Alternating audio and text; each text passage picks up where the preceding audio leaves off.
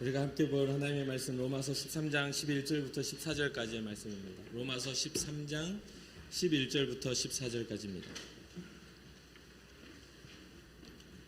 로마서 13장 11절부터 14절까지의 말씀을 우리 한 목소리로 합독하도록 하겠습니다.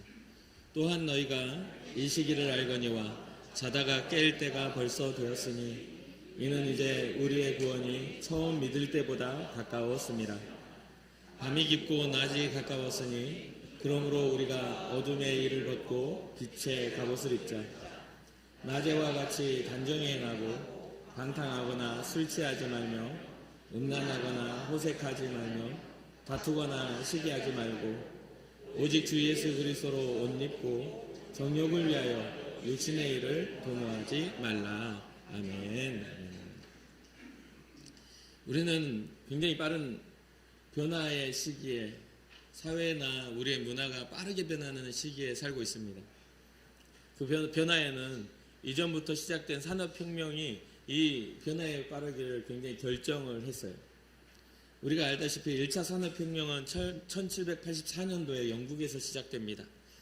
증기기관과 기계화로 대표되어지는 이 1차 산업혁명이 일어나고 2차 산업혁명은 1870년도에 전기를 이용한 대량 생산이 되면서 2차 산업혁명이 나타납니다. 3차 산업혁명은 1969년에 인터넷이 이끄는 컴퓨터 정보화 및 자동화 생산 시스템이 생겨나면서 3차 산업혁명이 일어나죠. 그리고 오늘날 우리는 4차 산업혁명으로 접어들어서 4차 산업혁명의 시대에 살고 있습니다. 4차 산업혁명이라는 단어가 처음 나온 것은 2016년도에 나온 이야기입니다. 정보통신기술, ICT라고 이야기하는 정보통신 기술을 기반으로 해서 로봇이나 인공지능, 이 인공지능을 활용한 실제가 가상이 실제와 통합되어져서 물리적이고 또 지능적인 그러한 물리 시스템이 개발되기 시작한 것이죠. 이러한 것들이 이제 AI를 통하여 지능적으로 이러한 모든 것들을 조정할 수 있는 그러한 산업혁명입니다. 정보통신 기술을 기반으로 하는 인공지능은 생활 속에서 연결되는 인터넷 환경 속에서 SNS, 자율주행 자동차, 가상현실, 드론, 가상화폐, 또 클라우드 컴퓨팅이라고 해서 클라우드 기반 시설의 그런 빅데이터를 모을 수 있는 그런 시설들, 또 모바일 등을 여러 가지의 다양한 생활의 전반적인 것에서 4차 산업혁명의 그러한 흔적들이 우리의 삶을 바꿔가죠. 특히나 2016년 이후로 알파고가 이세돌과 이렇게 바둑을 두면서 굉장한 그러한 산업혁명의 가속화를 가지고 오게 되죠. 그런데 이것보다 더 빠른 가속화를 이룬 게 바로 코로나라는 그러한 일들이 사회의 모든 것들이 대면을 통제해버리는 상황이 오면서 가상적인 그러한 사회가 이 코로나로 인해서 더 가속화를 하게 됩니다. 대전환점을 겪게 되죠. 그래서 우리가 가지고 있는 사람의 모든 생활의 패턴이 이것을 기점으로 굉장한 변화를 일으킵니다. 거기에 더불어 우리의 믿음의 패턴 또한 이 코로나가 가져온 또 4차 산업혁명이 가져온 그러한 모든 변화 안에 믿음의 패턴도 바뀌게 되죠. 믿음과 신앙의 주제도 스마트한 세상에 이제 모양을 띠고 이게 발전하기 시작합니다. 그래서 많은 사람들이 이 인터넷을 기반으로 한 영상으로 눈으로 보는 예배를 자연스럽게 눈으로 하는 신앙생활을 자연스럽게 받아들이게 됩니다. 이제는 이제 코로나가 끝나고 엔데믹의 초기에 이러한 상황이지만 이것이 점점 시간을 가고 더 시간이 흐르면 어떠한 모습과 어떠한 신앙의 형태가 자리 잡게 될런지 우리는 충분히 예상은 하지만 그 예상하는 그러한 것들을 우리로 하여금 더 안타깝게 만듭니다. 성경은 우리에게 이렇게 우리가 가진 믿음에 대해서 이렇게 말해줍니다. 믿음은 하나님을 향한 바람들이 실상이 되는 것이다. 보이지 않는 그 하나님의 나라가 증거로 나타나는 것이다. 히브리서 11장 1절에 우리에게 기록하고 말씀해주고 가르쳐주고 있죠. 그런데 이러한 4차 산업혁명과 여러 가상현실 속에서 이루어지는 신앙생활이 자리 잡게 되면서 이제는 가상을 현실화시키는 지금의 시대에서 봤을 때는 보이지 않는 세계는, 그 세계에는 하나님이 없습니다. 이제 가상현실 가운데, 보이지 않는 세계 가운데 하나님이 없어요. 그 안에 새로운 문화가 형성이 되고 사람들의 욕망이 그 안에서 자리 잡게 되죠. 하나님을 향한 바램들이 이제 점점 사라져 갑니다. 천국에 대한 소망은 더 이상 우리에게 간절해지지 않는다는 거죠. 원래 신앙을 가지고 있는 우리는 그렇게 생각하지 않을 수 있습니다. 어떻게 그렇게 되겠어요? 라고 말하겠지만, 앞으로 우리 아이들이 자라날 때는 태어날 때부터 스마트폰을 이러면서 태어나기 때문에 그들에게는 가상현실이나 스마트한 세상이 너무나 익숙한 현실이 되고 마는 거죠. 그러니 우리가 믿음을 후대에 영상으로 보는 믿음으로 전해준다면 그들은 더 이상 경건한 예배를 배울 수 없게 될 것입니다. 교회가 세워지는 그 모든 배경 속에서 우리 예수님이 스마트하지 않아서 십자가를 짊어지고 골고다 언덕을 올라가셨겠습니까? 우리 예수님이 능력이 없어서 머리에 가시면류관을 쓰고 옆구리에 창자국과 양발과 양손에 못을 박히면서까지 우리에게 사랑을 증명하셨습니까? 예수님이 능력이 없어서 그 로마 병정들의 채찍에 살점이 떨어져 나가면서도 고통을 감내한 일입니까? 우리의 신앙이 주님을 따라간다 하는데 우리가 어떻게 예수님이 걸어가신 그 십자가의 길을 배제한 눈으로 보는 구경꾼의 신앙으로 이거를 신앙이라고 말할 수 있겠냐 이 말입니다. 교회가 2000년 전부터 우리에게 주어진 이 교회가 어떻게 세워져 왔는지, 이 땅에 교회가 세워지기 위하여 어떠한 피 흘림이 있었는지 우리는 잘 알고 있지 않습니까? 그러한 것들이 어떠한 문화적인 현상과 시대적인 흐름에 따라서 변경되고 바뀌어버린다면 우리는 어쩌면 영적인 큰 위기 가운데 있다고 봐도 무방합니다. 여러분도 저도 잘 알다시피 올해는 너무나 많은 폭우가 쏟아진 해죠. 갑작스럽게 어마어마한 양의 폭우가 쏟아짐으로 말미암아서 많은 곳에서 큰 재난을 당했습니다. 여러분 요즘에 월드 뉴스를 보면 지금도 여전히 태풍에 의한 또 그런 물에 잠겨있는 모습들의 뉴스들을 보고 있지 않습니까? 전 세계가 기후로 인하여 이 인류가 멸망할 거라는 그러한 위기의 목소리들이 날 만큼 지금 우리는 굉장히 위기의 상황에 살아가고 있습니다. 그런데 우리 한국 땅은 또 우리에게 닥쳐온 위기가 아니기에 우리는 그것을 되게 무감각하게 바라보고 우리는 눈으로 구경하고 있는 것이죠. 그와 마찬가지로 성경은 영적인 위기에 대해서도 우리에게 이야기합니다. 그 위기는 어디에 나와 있습니까? 이 위기에 대해서 마지막 때에 일어나는 영적인 위기가 오는데 그것에 대해서 제자들이 마태복음 24장에 예수님께 물어보죠. 마지막 때에는 어떤 일이 있습니까? 라고요. 그러니 예수님께서 마태복음 24장에 아주 우리가 알아듣기 쉽게 잘 이야기하고 가르쳐 주고 계십니다. 마지막 때에는 사람들의 미혹과 자칭 그리스도라는 사람들이 생겨날 것이야. 난리가 그 난리의 소문들이 날 것이다. 민족이 민족을, 나라가 나라를 대적하여 일어나고 곳곳에 기근과 지진이 일어나는 것, 재난의 시작에 불과해. 아니기에 그냥 오늘 하루 내가 살아가는 삶에 집중하여 쾌락을 쫓아 살아갑니다. 나의 평안과 나의 안심한 마음으로 살아간다는 것이죠. 그런데 예수님께서 또 말씀하시죠. 환난은 사람을 통해 일어나고 믿는 자들이 위협을 당하게 될 것이다. 예수님을 믿는 나 때문에 모든 민족에게 너희가 미움을 받게 될 거야 라고 이야기합니다. 우리 한국 땅은 너무나 좋은 땅입니다. 그렇기에 예수 믿는 것 때문에 미움을 받는 것, 요즘에는 코로나 때부터 교회가 미움을 받기 시작했지만 그렇다고 해서 그것에 대해서 핍박을 하거나 그것에서 위협하는 경우는 별로 없죠. 우리나라는 정말 하나님의 이름을 부르는데 너무나 편안한 나라입니다. 이번 휴가 때에 저에게 한 명의 외국인이 찾아와서 전도를 하더라고요. 제가 목사인데 와가지고 God bless you 축복을 하는 거예요. 그래서 뜬금없이 그렇게 해가지고 봤는데 그 외국인이 파키스탄 사람이었어요. 스탄이 들어가는 나라의 대부분은 이슬람 국가입니다. 파키스탄, 키르기즈스탄, 우즈베키스탄 대부분 이슬람 문화가 완전 장악한 이슬람 국가예요. 파키스탄도 마찬가지입니다. 근데 그 파키스탄 그 사람이 저에게 하나님의 복음을 이야기하는데 제가 당황스럽잖아요. 제가 목사인데. 불편했어요, 사실은. 휴가하려고 조용하게 있는데 갑자기 찾아와서 그러니까 거기가 꼭 교회인 것 같고 거기가 꼭 성도 만나는 기분이어서 좀 불편했어요. 그런데 그 사람을 만난 후에 제가 너무 많이 울었습니다.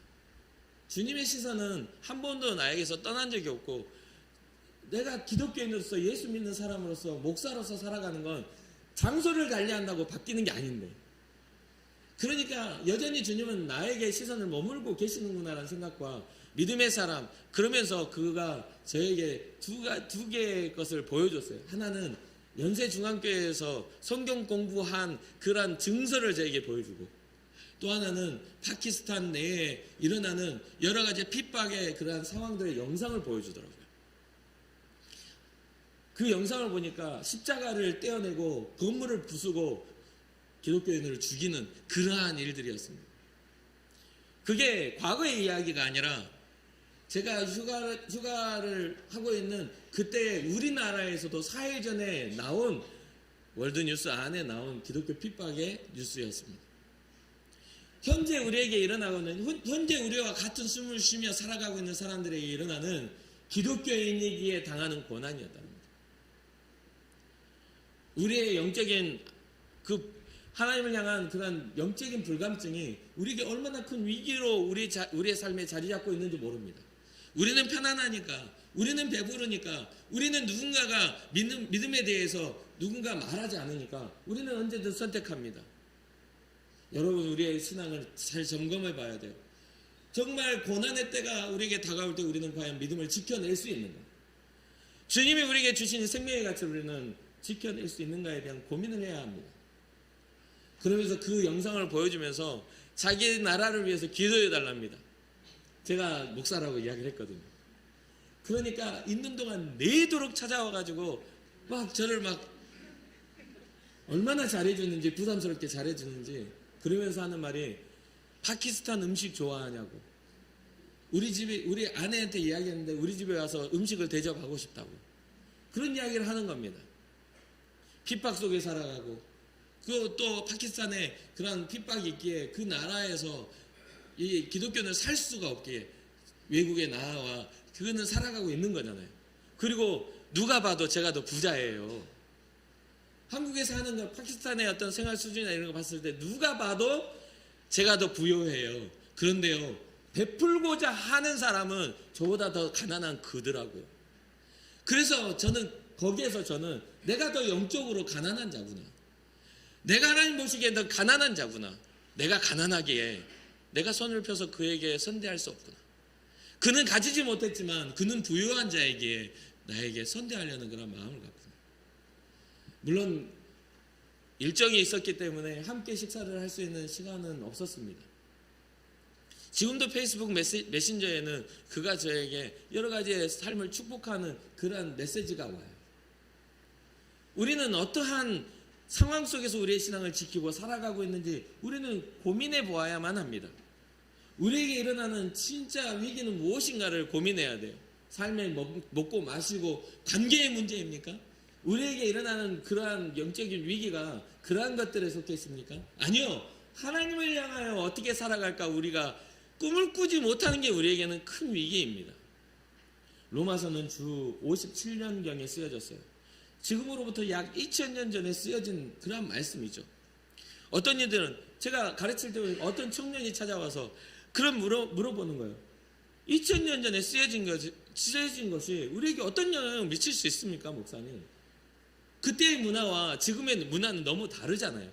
그때는 핍박의 시대, 그때는 기독교인들의 초대 기독교인의 핍박의 시대에서 쓰여진 것과 우리는 좀 평안한데 그것을 우리가 어떻게 같이 똑같은 문화라고 생각하고 접목합니까? 라고 이야기를 하더라고요.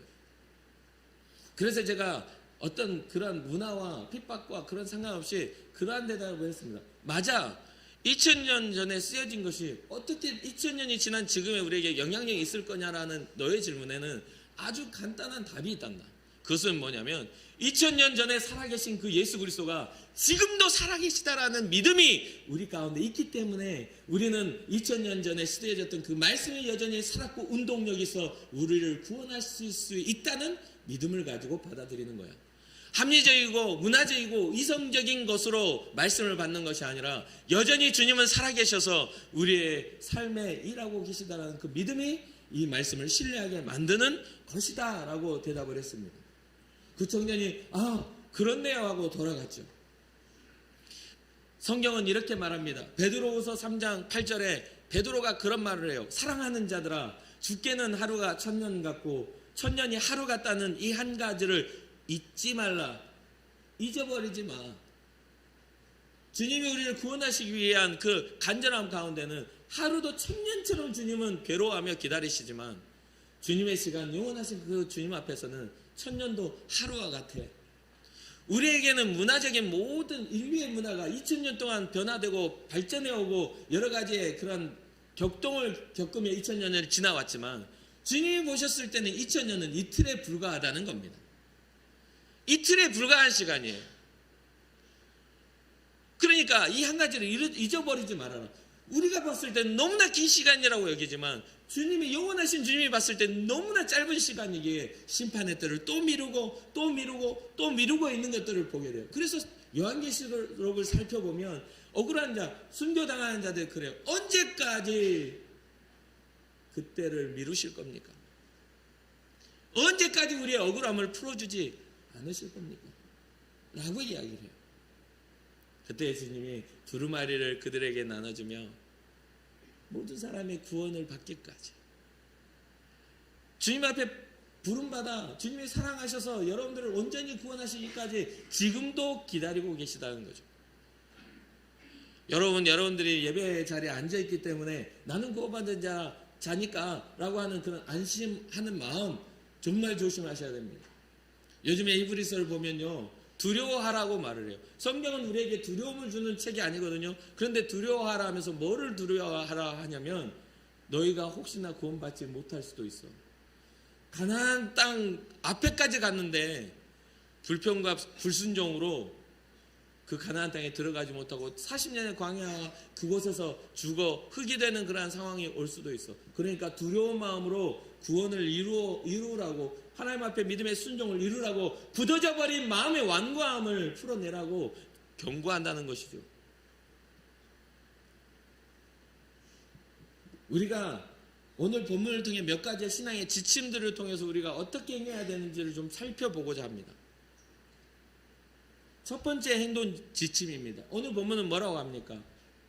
또한 너희가 이 시기를 알거니와 자다가 깰 때가 벌써 되었으니 이제 우리의 구원이 처음 믿을 때보다 가까웠습니다. 여러분, 우리는 시간이 지날수록요 가까워지고 있는 거예요. 주님 앞에 설 날이 가까워지고 있는데 우리의 모습을 보십시오. 점점 긴장감이 떨어집니다. 결산할 때가 가까워지고 있는데 우리의 긴장감이 떨어져요. 그러면서 하는 말이 그렇습니다. 나도 옛날에는 열심히 했어. 나도 너 때는 엄청 열심히 했어. 그 말은 뭔 말입니까? 그렇게 말하는 대상에게 내 나이 되면 너도 이렇게 늘어져도 돼. 그 말이에요. 나도 젊었을 땐 열심히 했으니까 지금 와가지고 나 이렇게 사는 거야. 그런데요, 그 열심히 하고 있는 사람보다 내가 더 주님 더 먼저 만나요. 결산할 때가 가까이 오고 있다 이 말이에요. 그러면 어떻게 해야 됩니까? 긴장해야죠. 주님 앞에 섰을 때 부끄럽지 않게 서려고 몸부림쳐야죠. 더 가까워졌는데, 그러니까 오늘 본문은 뭐라고 해요? 이제 자다가 깨어나야 돼. 구원의 때가 가까워졌으니 영적인 잠에서 이제 일어나서 그때를 준비하라고 말하고 있는 거 아닙니까? 어두움이 밤이 깊어졌으니, 밤이 깊어졌다는 뜻은 뭐가 가까워졌다? 여명, 동트는 때가 가까워지고 있다. 주님이 심판하실 때가 가까워져. 깊은 죄의 깊은 잠에 깊은 밤이 지나가고 낮이 오는 그런 아침이 튀어오며 해가 비치는 때, 여호와의 해가 비치는 때 우리의 삶을 구원하시고자 하나님의 나라가 회복될 때가 가까워져 오고 있다는 거예요. 어둠이 깊어졌으니 이제 해가 뜰 거야. 그러니 이제 일어나야 되지 않겠니? 사랑하는 성도 여러분, 여러분들의 삶이 주님 앞에 더 가깝다고 여겨진다면 더 주님을 기대하는 마음으로 오늘 하루를 살아가시기를 주님의 이름으로 축복합니다. 그러면 어떻게 해야 우리는 온전한 깨어남이 일어날까요? 에베소서 6장 18절에 모든 기도와 간구를 하되 항상 성령 안에서 기도하고 이를 위하여 깨어 구하기를 항상 힘쓰며 여러 성도를 위하여 구하라. 우리가 영적으로 깨어난다는 것은 우리가 주님 앞에 기도하며 간구하며 주님의 뜻이 무엇인지를 묻는 겁니다. 영적으로 깨어난다는 것은 성령께서 우리의 삶을 터치하시고 성령께서 우리의 삶 속에 찾아오셔서 우리의 삶을 주도하시고 우리의 삶을 이끌어 가시는 겁니다. 내가 깨어나서 내 마음대로 사는 것이 아니라 성령의 다스림을 받을 때야만이 우리는 영적인 깨어남이라고 말하는 거죠. 여러 가지 계산들을 할 수 있어요. 여러분들 여러 가지 예측들도 할 수 있습니다. 여러분들이 세상을 관통하는 지혜를 가질 수도 있어요. 그러나 이거 한 가지는 분명히 기억하십시오. 기도하지 않는 사람은 성령의 뜻을 따라 살지 못합니다. 주의 뜻을 묻지 않는 사람은 성령의 요구를 이루지 못합니다. 하나님 앞에 예배하지 않는 사람은 하나님 앞에 경건도 없습니다. 이건 100% 분명합니다. 그러니 교회 안에서 여러분들이 신앙생활을 하면서 주의 뜻을 따라 살고자 한다면 기도하셔야 돼요. 예배하셔야 돼요. 그게 없는 신앙은 거짓말입니다.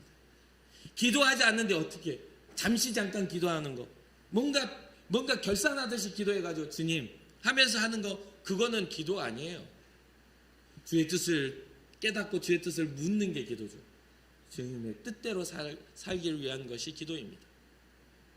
그러니까 우리는 성령 안에 기도하는 것을 힘써야 되고 성령 안에 간구하는 것을 힘써야 합니다. 성령 안에 품어지는 꿈과 비전을 품는 것에 힘을 써야 돼요. 그래야 영적인 깨어남이 일어나는 것이죠. 오늘 본문은 두 번째 신앙자의 행동의 지침을 이야기합니다. 가까워졌으니 이렇게 행동해. 뭐요? 행동에 어둠의 행실을 벗어버리고 빛의 갑옷을 입으라고 말합니다. 어둠의 행실을 벗어버리고 주님 없었던 삶의 방식과 행실을 벗어버리고 빛의 갑옷 예수 그리스도로 옷 입어라.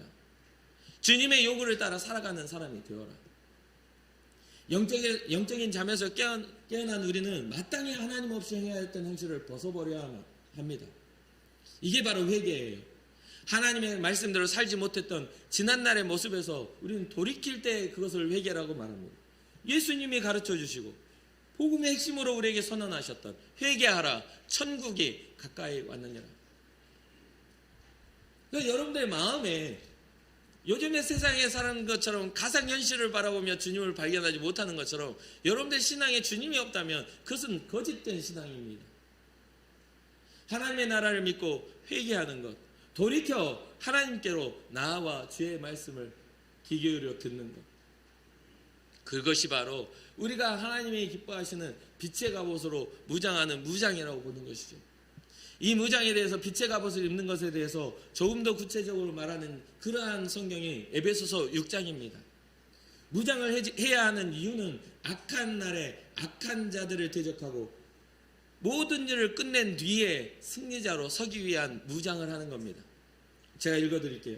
그런즉 서서 진리로 너희 허리띠를 띠고 의의 호심경을 붙이고 평안의 복음이 준비한 곳으로 신을 신고 모든 것 위에 믿음의 방패를 가지고 이로써 능히 악한 자의 모든 불화살을 소멸하고 구원의 투구와 성령의 검 곧 하나님의 말씀을 가지라. 너무 잘하는 말씀이시죠. 하나님의 전신갑주를 입으라 하는 빛의 갑옷을 입는 이러한 것들 여러분 너무 많이 설교 들으셨죠. 그런데 제가요 목사로 살면서 어떤 것들을 이 설교를 하고 듣는 사람들 보면서 어떤 것들을 생각하냐면요. 갑옷과 모든 걸 장착했는데 싸우진 않아요. 여러분 온몸에 다 이런 것들을 다 갑옷을 하고 칼도 다 들고 있는데 싸우질 않으면 얼마나 불편합니까? 그냥 싸우지 않고 내 생활을 해. 칼 들고 집에서 돌아다니고 있어. 무장을 한다는 것은 적을 대적하고 전쟁에 나간다는 것을 뜻하는데 우리의 삶의 영역은 영적 전쟁이 없어. 영적 전쟁의 터전이 아니에요. 스스로 만족하는 누가 올 줄 모르니까 다 차고 있어야 돼. 칼도 들고 있어야 되고 방패도 들고 있어야 되고 구원대 투구도 쓰고 다녀. 그러면 옆에서 당신 뭐해? 그러면 투구 딱 열어서 나 지금 준비하고 있거든. 딱 이 정도 수준이에요. 그러니까 전쟁의 현장이 없으니까 뭐 하게 돼요? 하루가 지나고 일주일이 지나고 한 달이 지나고 1년이 지나면 이 차고 있는 모든 것들이 어떻게 돼요? 불편하게 되는 겁니다. 불편해요. 써먹은 적이 없어. 써먹은 적이 없어. 지금 현재 말하는 것은요, 우리가 빛의 갑옷을 입어야 하는 이유는 이것을 입고서 어디에 나가? 하나님과 반대되는 세상에 나가 이기라고. 너희의 삶의 방향을 결정하는 진리의 허리띠를 허리에 매라고. 너의 심장을 찔리면 죽으니까 의의 호심경, 구원의 호심경을 네 가슴팍에 붙이라고. 평안의 복음이 준비한 것을 신을 신으면 어떻게 해야 돼요? 신을 신으면 어떻게 해야 돼요? 신 신고 나가잖아요.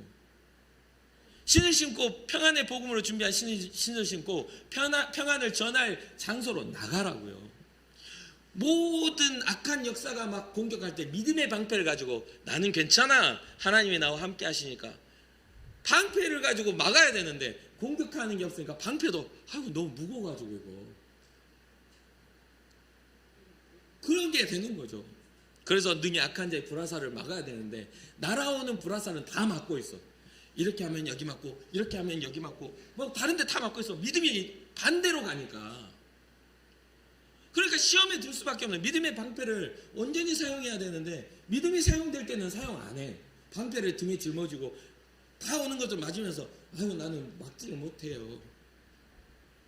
방패가 뒤에 향하고 있으니까.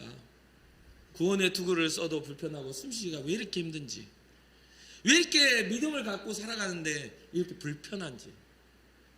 이거 벗으면 시원할 것 같은데 구원을 바라보고 살려고 하니까 할 수 있는 방법들이 별로 없더라는 거예요. 성령의 검 곧 하나님의 말씀을 가지고 있는데 이 성령의 검을 들고 심령 골수를 쪼개는 하나님의 말씀대로 선한 일이 일어나야 되는데 성령의 검을 가지고 사람의 마음을 찔러가지고 상처 입혀버려요.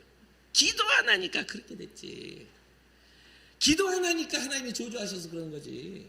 주님의 마음과는 하나도 상관이 없어. 말이 얼마나 날카롭고 중심은 얼마나 무서운지. 말 한마디 한마디가 상대방이 상처 받을 것을 생각도 안 해요.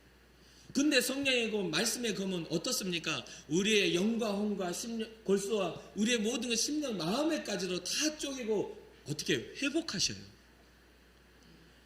다시 재창조하셔요. 무너졌던 걸 다시 세우셔요. 근데 성령의 검을 가졌다는 우리는 누군가를 회복하기 위하여 믿음을 쓰는 것이 아니라 누군가를 넘어뜨리기 위하여 예수의 이름을 가지고 가더란 이야기죠. 잘못되었어요. 현장에서 제대로 된 싸움을 싸우지 못하니까 빛의 갑옷을 입자라는 이러한 말들이 오히려 영향력 없는 일이 됩니다. 불편한 일이 되는 거예요. 그러니까 우리가 빛의 갑옷을 입고 어떻게 해야 돼요? 세상의 빛으로 살아가는 삶의 현장으로 나아가야죠. 그것을 입고 나아가야 됩니다. 그렇기 때문에 행동지침인 거예요. 세 번째 행동지침은요, 단정히 행하라고 말해줍니다. 낮에와 같이 단정히 행하고 방탕하거나 술 취하지 말며 음란하거나 호색하지 말며 다투거나 시기하지 말고. 낮에와 같이 단정히 행하라. 저는 단정히 행하라는 단정하다는 말을 너무 좋아하거든요. 한결같다는 말도 너무 좋아해요. 삶에 있어서 한결같지 못한 사람이 저에게 준 상처가 굉장히 많아요. 앞에서는 이래놓고 뒤에서는 딴 말하고 또 좋은 척 했다가 뒤통수 탁 치고 가고 이런 일들이 너무 많이 당했기 때문에 한결같다는 말을 너무 좋아합니다. 단정하다는 말도 너무 좋아해요. 그런데 성경이 말하는 말이에요. 단정히 행하라고. 거기에는 단정히 행하는 것은 방탕함이 없어. 단정한 것은 술 취함이 없어. 단정한 것은 음란한 게 없어. 단정한 건 호색함이 없어. 다투는 게 없어. 시비 거는 게 없어. 근데 기독교 안에서 우리가 바라보면 실망하는 건 뭐냐면, 실망한다라고 말하는 사람들 대부분들이 말하는 건 뭐냐면 교회에 사랑이 없어요. 그런 이야기를 하더라는 거예요.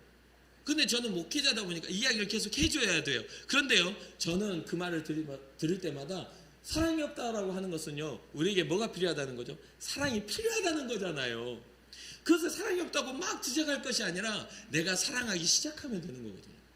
교회가 어디입니까? 건물입니까? 교회가 어디입니까? 내가 아닌 다른 사람이 교회가 되어주는 겁니까? 아니요. 교회는 내가 되는 거예요. 교회는 주님을 신뢰하는 빛의 사람은, 빛의 갑옷을 입은 자는 내가 돼야 되는 거예요.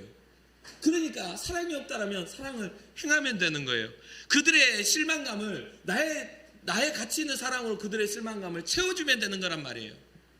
그런데 언제나 시선이 받을 위치에서 받을 것만 생각하니까, 사랑할 생각은 안 하고 사랑 받을 것만 생각하니까 교회는 사랑이 없어요.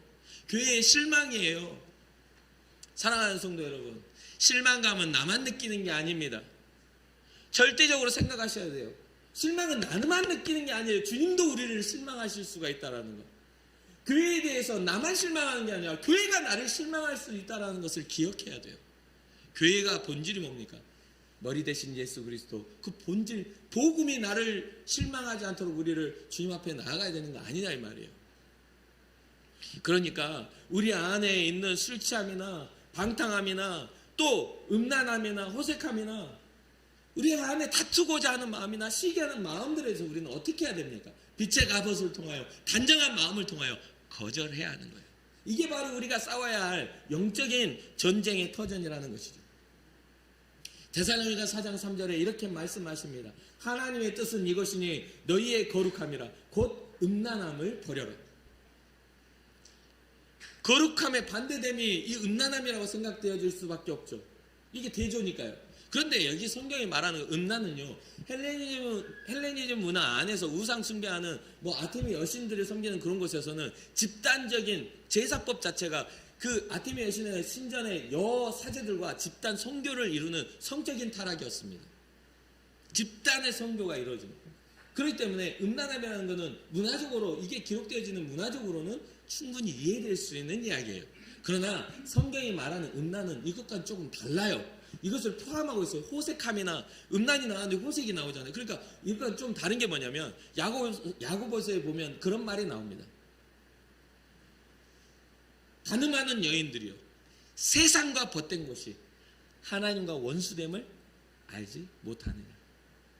이것은 지금 성경이 말하는 음란은요, 하나님만을 사랑해야 할 신앙자가 세상을 사랑하는 것을 의미합니다. 하나님을 기뻐하며 하나님과 연합해야 할 사람이 세상과 연합해 살아가는 것을 음란함이라고 표현해요. 그렇기 때문에 여러분 삶에서 나 가정 지켰는데요, 나는 가능한 적도 없고 그랬는데요 라고 하는 것을 성경이 지적하는 게 아니에요. 우리가 회개해야 될 것은 그 도덕적인 것에 국한된 게 아니에요. 우리가 회개할 것은 하나님과 온전한 연합을 이루지 못하는 우리의 신앙을 회개해야 되는 겁니다. 우리가 천국 갈 수 있는 비결이 뭔데요? 도덕적으로 잘 살아서요? 다른 사람보다 성격이 좋아서? 다른 사람보다 좀 안정적인 사람과 돈이 많아서? 어림없는 소리죠. 성경이 말하고 있는 것은 하나님과의 관계의 회복이잖아요. 우리가 주님 앞에 예수 그리스도로 인하여 주님 앞에 상실했던 그 자녀됨의 회복이잖아요. 영접하여 주의 이름을 우리가 영접하니까 하나님을 어떻게 해야 됐어요? 아버지라 부를 수 있는 권세를 누리게 된 거잖아요. 그러났던 자녀됨의 회복을 통하여 우리는 그 존귀와 가치를 회복하게 되었는데, 우리는 그러한 생각들을 잘 안 한다는 거죠. 우리가 거룩하게 산다는 것은 지난주에도 말씀드렸지만 주님의 편에 살아가는 겁니다. 주님을 닮은 거예요. 세상의 추구를 닮는 것이 아니라 주님을 닮아 살아가는 것이 거룩함인데, 거룩함은 주님으로부터밖에는 오지 않아요. 그러니까 그런 부분들에서 우리가 기독교인으로서 당연하게 거절하고 싸워야 될 것들을 구별할 수 있는 주님의 시선, 주님의 눈을 갖는 여러분과 제가 되기를 주님의 이름으로 축복합니다. 그러기 위하여 우리는 단정해져야 돼요. 우리 안에 다툼의 마음, 누군가를 미워하고 누군가 위에 올라서려고 그 사람을 이렇게 해하려는 마음들에서 우리는 벗어나 주님의 마음으로, 긍휼한 마음으로 죽어가는 영혼들에게 정말 선한 손을 펴 그들의 아픔을 감싸주고 더듬어 줄 수 있는 그러한 어떤 이렇게 보듬어 줄 수 있는 그런 마음을 가져야 돼요. 주님이 기뻐하시는 사람처럼. 그래서 우리가 이해해야 될 것은 우리의 삶에 있어서 물리적인 것이나 사상적인 다툼을 피하십시오. 복음으로 우리가 그들 앞에 나아가야지 어떤 막 큰소리 쳐야 이겨. 그럴 때는 아주 그냥 절대 지면 안 돼. 아주 그냥 목소리에 목젖이 튀어나오도록 소리를 질러야 돼. 해가지고 아주 그냥 한번 건드리지 못하도록 해야지. 한번 맛을 보여줘야 무시를 안 당해. 이러한 것들이 인생의 성공의 법칙이 되면 안 돼요. 사상적으로도 진짜 어줍잖하게 막 아는 지식, 기도도 잘 안 하고 말씀도 잘 안 보면서 막 믿음으로 밀어붙여. 뭔가 누군가 와가지고 이거는 왜 이래요? 그러면 기도해봐. 말씀 봐야지. 믿음으로. 이렇게 하면 그 사람은 몰라서 와서 물어보는데 아주 다구쳐가지고 막 슬퍼져가지고. 그래서 믿음으로 벗어난 청년들이 많아요. 내가 내 이유를 발견하지 못하니까 이유를 설명해 주지 못하는 거잖아요. 내가 주님을 사랑하지 못하니까 사랑을 표현해 주지 못하는 거잖아요. 내가 주님을 신뢰하지 못하니까 끝까지 신뢰해 보라고 나의 경험을 들어 말해 주지 못하는 거예요. 내가 체험이 없으니까. 이게 너무 슬픈 일이라는 거죠. 사랑하는 성도 여러분, 주님을 사랑하는 체험이 생겨나기를 주님의 이름으로 축복합니다. 네 번째 행동 지침입니다. 그리스도로 옷 입어라. 14절에 오직 주 예수 그리스도로 옷 입고 라고 이야기합니다. 그리스도로 옷 입는다는 것은 무슨 뜻입니까? 이것은 조금 더 앞으로 지나가면 그리스도와 연합을 의미해요. 그리스도와 연합하라. 그리스도로 옷 입었다는 건 내 몸과 함께 했다는 거잖아요. 나를 아름답게 꾸미는 거잖아요. 이게 옷을 어떤 옷이냐에 따라서 나의 모습이 결정되는 거잖아요. 제가 이렇게 오늘 아침 일부에는 제가 그 예를 들진 않았습니다만 지금 이게 설교하러 올라오는데 제가 이렇게 양복을 입고 넥타이를 차고 딱 올라왔어요. 그러면 어떡하죠? 단정하게 보이잖아요.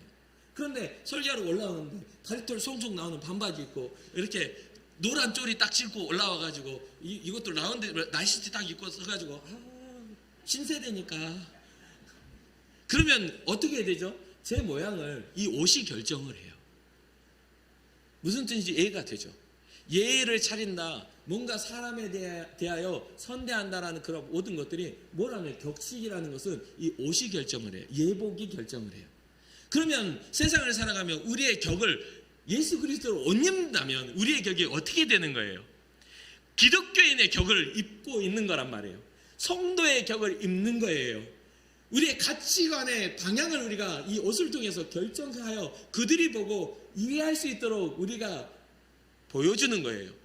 그러면 이 그리스도로 옷 입는다는 것이 외향적인 옷이겠습니까?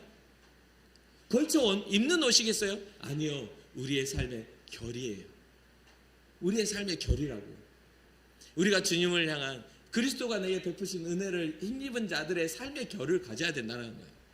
사랑하는 성도 여러분, 주님과 연합한다는 것, 그러한 것들 갈라디아 3장 20절 말씀드렸다시피 누구든지 그리스도와 합하기 위하여 세례를 받은 자는 그리스도로 옷 입었느니라. 세례를 받았다는 것은 주님을 나의 구주로 영접하였다는 뜻이고, 세례를 받았다는 것은 성령께서 내 안에 임재하는 것을 우리가 바란다는 뜻이잖아요. 그렇기 때문에 이 성령의 일하심의 옷을 입은 자의 그런 모습을 가지고 살아갑니다. 육체의 죄 씻음과 성령의 강력한 임재를 의미해요. 더 나아가서는 주님의 몸된 교회와의 연합을 의미합니다. 그러니까 우리 주님의 구원이 가까워진 이때 우리는 그리스도로 옷 입는 일이 굉장히 중요합니다. 이것을 기억하고 우리 스스로를 돌아보고 예수 그리스도 안에서 우리를 발견할 수 있어야 돼요. 그리고 다섯 번째 마지막 지침입니다. 정욕을 위하여 육신의 일을 하지 마라. 우리가 행해야 될 것들을 이야기하고 있는 거예요. 정욕을 위하여 육신의 일을 하지 말아라. 우리는 그리스도로 옷 입었지만 그 주님과 연합한 사람이지만 정욕을 추구하는 순간 그 믿음은 다 거짓이 되고 말아요. 우리는 예수님의 사람들입니다. 그렇게 우리는 정욕과 탐심을 갈라디아서 5장 24절을 보면 십자가에 못 박았느니라. 그리스도의 예수의 사람들은 그 정욕과 탐심을 십자가에 못 박았다라고 이야기해요. 우리가 그리스도로 옷 입었다면 우리의 정욕, 우리의 탐심 이런 것들이 십자가에 못 박아져. 금욕주의를 이야기하는 게 아니에요. 우리가 사용하고자 하는 모든 물질, 우리의 삶의 가능성, 신앙의 가능성들이 주님을 위하여 쓰여질 수 있는 가능성들로 열리는 것을 의미해요. 많은 것을 가질수록 우리는 그것을 선용할 수 있는 것인데 그 선용이 주님의 뜻대로 선용할 수 있는 힘이 열리는 거예요. 금욕주의가 아니에요. 여러분 부유해지면 여러분들 자녀들에게 좋은 걸 먹이세요. 근데 그것만으로 먹고 똥 싸게 하지 말라고. 무슨 말인지 이해가 되세요? 아무런 비전이 없이 부유함이 그에게 저주가 되게끔 하지 말라고요. 여러분들이 부요함이 주님이 주신 축복이 그들에게 흘러갈 수 있도록 베풀어야 돼요. 제가 며칠 전에 제 큰아들이 군에 있잖아요. 우리 큰아들이 저한테 메시지를 보냈어요. 아빠는 정말 사람들에게 사랑받는 것 같아요. 많은 사람들이 아빠를 도와주려고, 아빠를 선대하려고 그런 것들을 어렸을 때부터 자라오니까 제 주변에서 저를 선대했던 사람들이 부유하게 되고 복을 받는 것들을 이 아이가 본 거죠. 그러면서 이 메시지를 남겨놓은 게 뭐라고 했냐면, 저도 지금은 완전히 정리되지 않았지만 아빠를 통해서 내게 흘러들어온 이 복을 나도 이거를 흘려보내야 되겠다라는 그런 생각을 합니다. 그런 이야기를 저한테 장문의 문자로 보냈더라고요. 그걸 보면서 제가 정말 많이 울었어요. 가르쳐 줄 수가 없어. 목사인 아비가 그러한 가치를 가르쳐 줄 수가 없어요. 야, 내가 이렇게 받았으니 네가 다 갚아, 이렇게 말하겠습니까? 그것은 억지로 되는 게 아니잖아요. 주님이 일하셔야 되는 거고, 주님이 그 아이를 사랑해 주셔야 되는 거예요. 항상 가르쳐 줄 수 있죠. 이게 모든 것들이 여기에 와서 인천 금곡교회에 와가지고 그 거주하는 집과 이 교회 여러분과의 관계의 그런 어떤 교제와 이런 것들을 보면서 우리 아이들이 말을 해요. 정말 복을 받은 것 같다. 첫째부터 넷째까지가 이 금곡교회가 우리에게는 정말 복된 교회라고. 그래서 우리 둘째 딸은 포항에 있으면서 그쪽 교회를 등록을 안 해요. 왜 그러냐고 했더니 거기 절반 살고 여기 절반 살잖아요. 그런데 내 교회가 금곡교회인데 다른 교회를 내가 왜 등록해? 나는 잠시 잠깐 거기에 있다가 내 집으로 돌아오는 거야 라고 이야기를 하는 거예요. 우리 인천 금곡교회가 그런 교회입니다. 우리 신방할 때 권사님도 그런 말씀 하세요. 다른 지역에서 사시다가 인천으로 다시 돌아왔는데 자기 형제들이 다 인천의 큰 교회에 다니면서 이제 왔으니 우리가 같이 하자고 하니까 그 권사님이 하시는 말씀이, 내 교회가 금곡교회인데 내가 왜 거기에 가냐. 그런 어떤 마음으로 교회를 다니시는 거예요. 우리가 하나님의 전을 사랑함이 내 집처럼 사랑해야 되지 않겠어요? 아까워하지 말고. 하나님 전 안에 성도를 사랑하고 하나님 형상을 사랑함이 내 가족처럼 사랑해야 되지 않겠어요? 그 사랑 아까워하지 말고.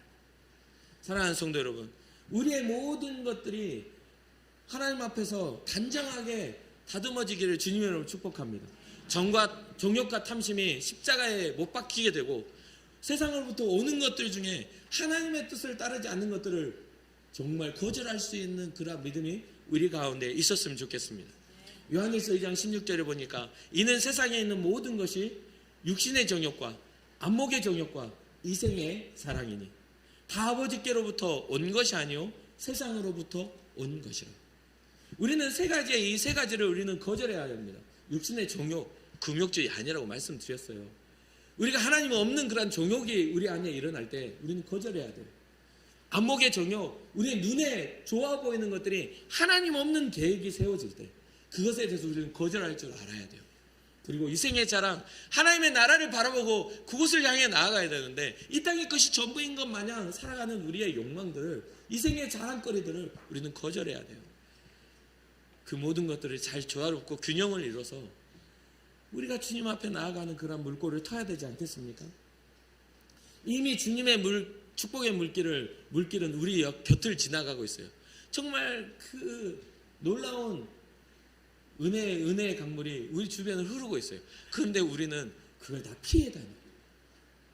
그쪽으로 가면 큰일 날까봐, 시원한 물 마실까봐 피해 다녀. 시원한 물 마시고 기분 좋을까봐 피해 다녀. 맛보지 않으니 감격이 없죠. 아무리 좋은 걸 봐도, 아무리 좋은 걸 줘도 맛보지 못하면 감격이 없어요. 그러니까 여러분, 주님의 그 축복의 강물이, 성령의 충만한 은혜의 단비가 내리는 곳에 여러분들의 삶을 노출시키시기를 주님의 이름으로 축복합니다.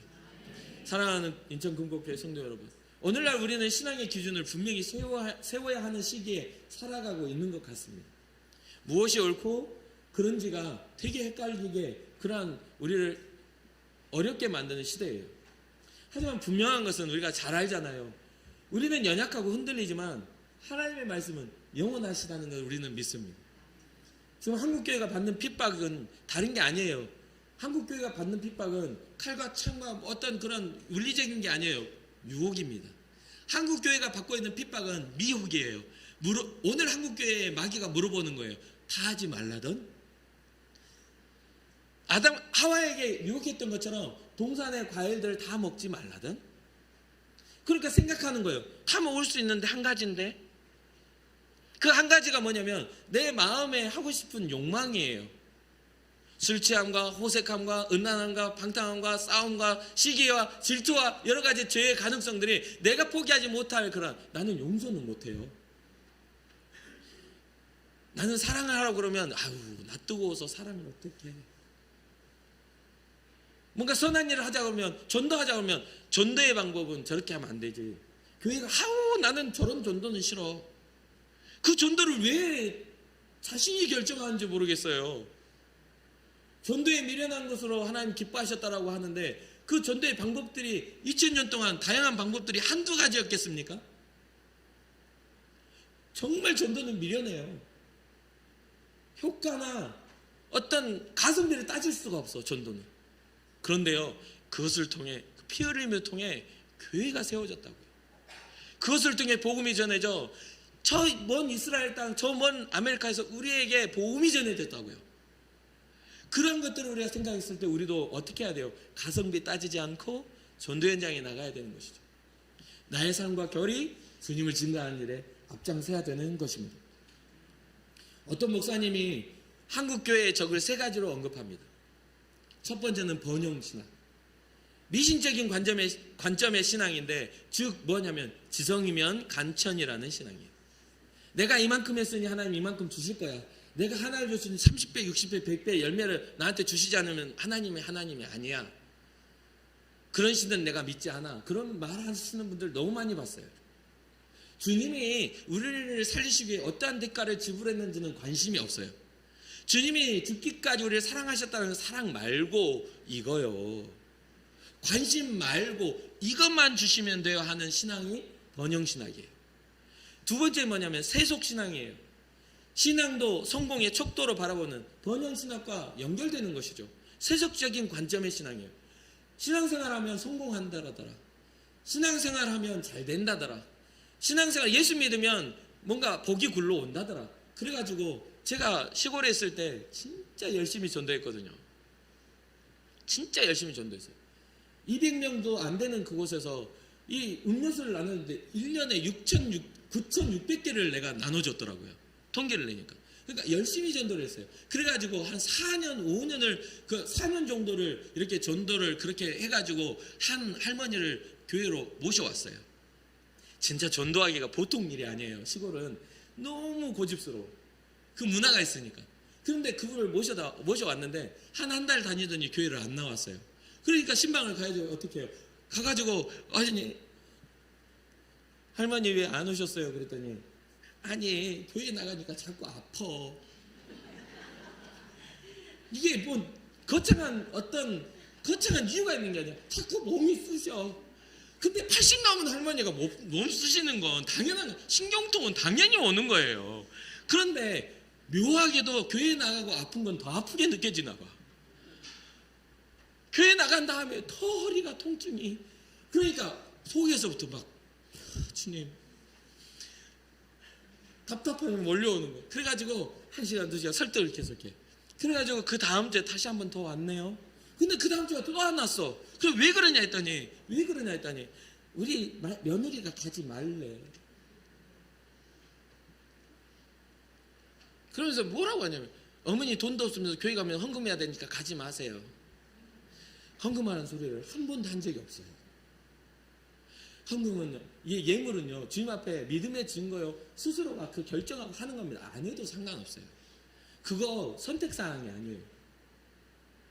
주님이 돈이 필요하시겠습니까? 다 주님의 것인데. 우리의 생명까지도 주님의 것인데 그게 필요하시겠어요? 물질은요, 교회가 전도를 하기 위한 도구입니다. 교회가 세워지고 교회가 운영되어지기 위한 하나의 그냥 도구에 불과해요. 그런데 그 시골에서 그 교회가 운영되어지기 위해서 저한테 사람이 주는 것 이외에는 별다른 게 없어요. 별로 주지도 않아. 그러니까 그 할머니가 이게 고쟁이에서 1,000원짜리 내는 것이 크게 영향력이 없어요. 근데 그 1,000원이 아까워서 못 나오겠대. 나는 한 번도 그런 것들이 없는데 어떤 마음이냐면 우리나라 정서가 뭔가 이렇게 점치러 가더라도 뭐 복지를 줘야 되는 것처럼 줘야 되는 그런 시골의 정서가 있는 거죠. 그러니까 그게 아까워서 뭔가 뭐 없잖아. 동쪽으로 가면 서쪽으로 가면 뭐를 잘 되고 이런 걸 교회에서 말해주지 않아요. 이 하늘의 비밀을 이야기하니까 무슨 말인지도 모르겠고 잠도 오고 그러니까 헌금하려고 치니까 다른데 뭐 이렇게 헌금 바구니 돌아가면 그게 부담스러워가지고 빈손이 미안해서 못 나가. 그거 설득하는데 또 며칠을 걸렸는데 결국은 안 나오시더라고요. 며느리가 엄청 세요. 4년 동안 공을 들였는데 며느리 한마디에 졌어요. 제가 영적 둔여에서. 그래서 저는 영적 실패감을 가진 사람이에요. 제가 목사인데 한 사람 구원 못해가지고 저는 하나님, 저는 진리의 허리띠가 없나 봅니다. 평안의 복음에 신이 없나 봅니다.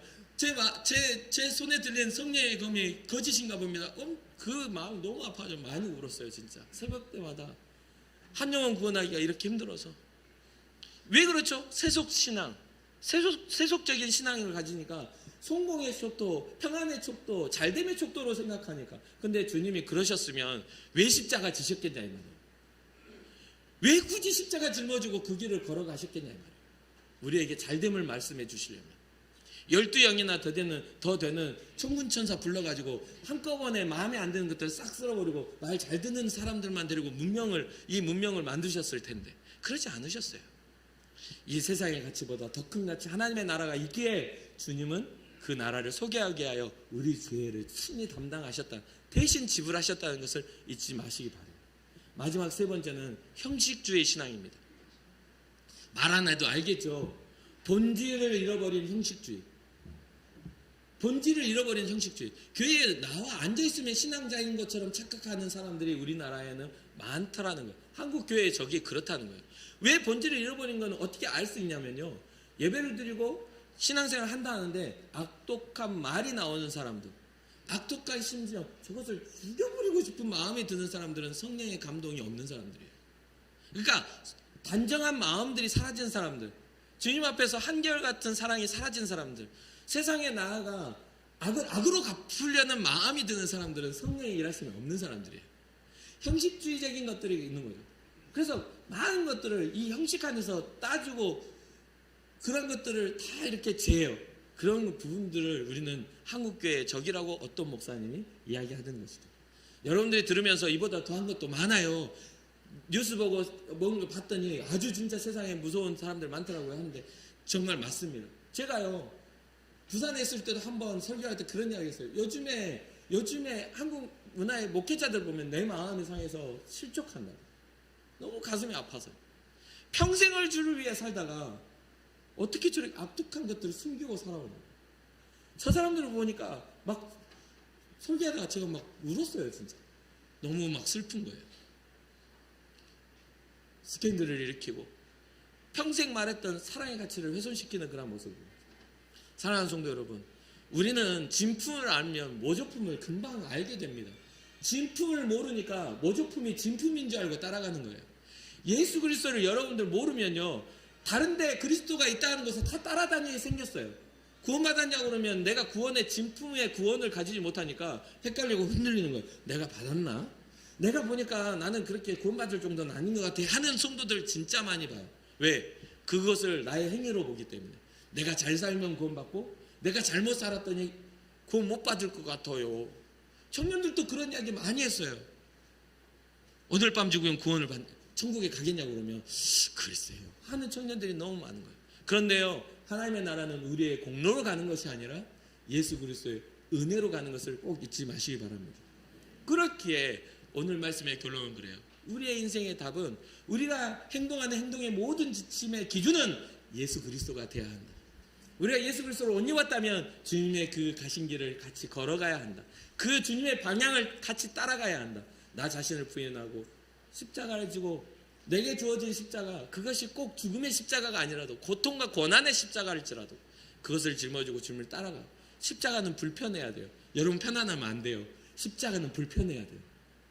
십자가가 편안해지려면 악세사슬로 걸었을 때, 목걸이를 하거나 귀걸이를 했을 때 실질적인 십자가는 가서 내가 못 박혀 죽어야 되는 거예요. 그러니까 마음도 불편하고 삶도 불편하고 불편해져야 되는 거예요.